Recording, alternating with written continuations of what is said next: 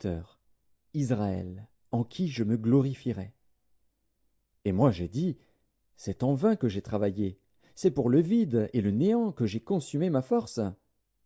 Mais mon droit est auprès de l'Éternel, et ma récompense auprès de mon Dieu. Maintenant, l'Éternel parle, lui qui m'a formé dès ma naissance pour être son serviteur, pour ramener à lui Jacob et Israël encore dispersés. Car je suis honoré aux yeux de l'Éternel, et mon Dieu est ma force.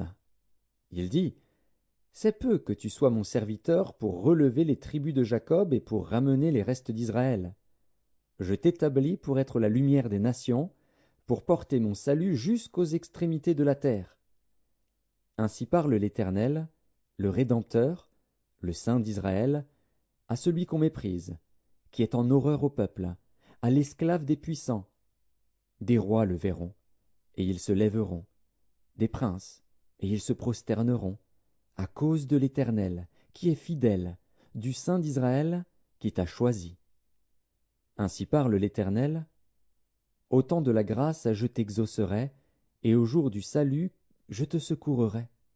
Je te garderai, et je t'établirai pour traiter alliance avec le peuple, pour relever le pays, et pour distribuer les héritages désolés. Pour dire aux captifs, sortez, et à ceux qui sont dans les ténèbres, paraissez. Ils paîtront sur les chemins, et ils trouveront des pâturages sur tous les coteaux. Ils n'auront pas faim et ils n'auront pas soif. Le mirage et le soleil ne les feront point souffrir, car celui qui a pitié d'eux sera leur guide, et il les conduira vers des sources d'eau. Je changerai toutes mes montagnes en chemins, et mes routes seront frayées. Les voici, ils viennent de loin, les uns du septentrion et de l'Occident, les autres du pays de Sinim. Cieux, réjouissez-vous. Terre, sois dans l'allégresse. Montagne, éclatez en cris de joie. Car l'Éternel console son peuple, il a pitié de ses malheureux. Sion disait, l'Éternel m'abandonne, le Seigneur m'oublie. Une femme oublie-t-elle l'enfant qu'elle allait?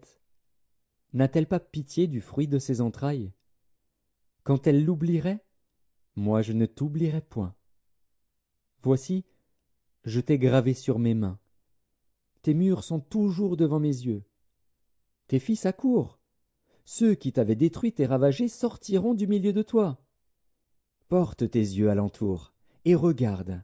Tous ils s'assemblent, ils viennent vers toi. Je suis vivant, dit l'Éternel. Tu les revêtiras tous comme une parure, tu t'en ceindras comme une fiancée. Dans tes places ravagées et désertes, dans ton pays ruiné, tes habitants seront désormais à l'étroit, et ceux qui te dévoraient s'éloigneront. Ils répéteront à tes oreilles, ces fils dont tu fus privé, l'espace est trop étroit pour moi. Fais-moi de la place, pour que je puisse m'établir. Et tu diras en ton cœur, qui me les a engendrés? Car j'étais sans enfant, j'étais stérile. J'étais exilé, répudié. Qui les a élevés? J'étais resté seul. Ceux-ci, où étaient-ils? Ainsi a parlé le Seigneur, l'Éternel. Voici, je lèverai ma main vers les nations, je dresserai ma bannière vers les peuples, et ils ramèneront tes fils entre leurs bras, ils porteront tes filles sur les épaules. Des rois seront tes nourriciers, et leurs princesses tes nourrices.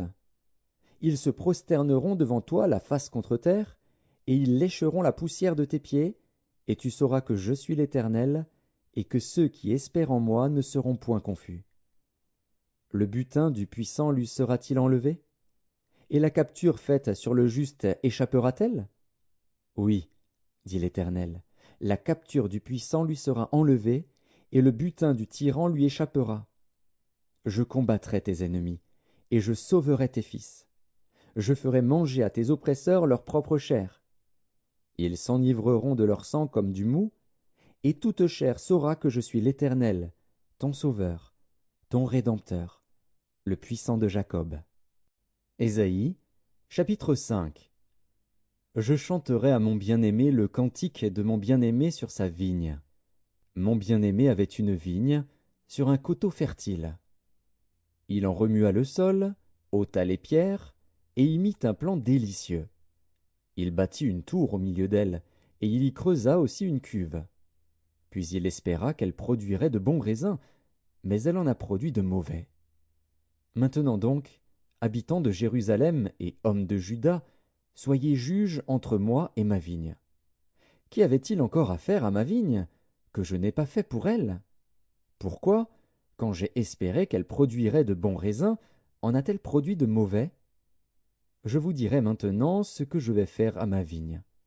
J'en arracherai la haie, pour qu'elle soit broutée. J'en abattrai la clôture, pour qu'elle soit foulée aux pieds. Je la réduirai en ruine. Elle ne sera plus taillée ni cultivée.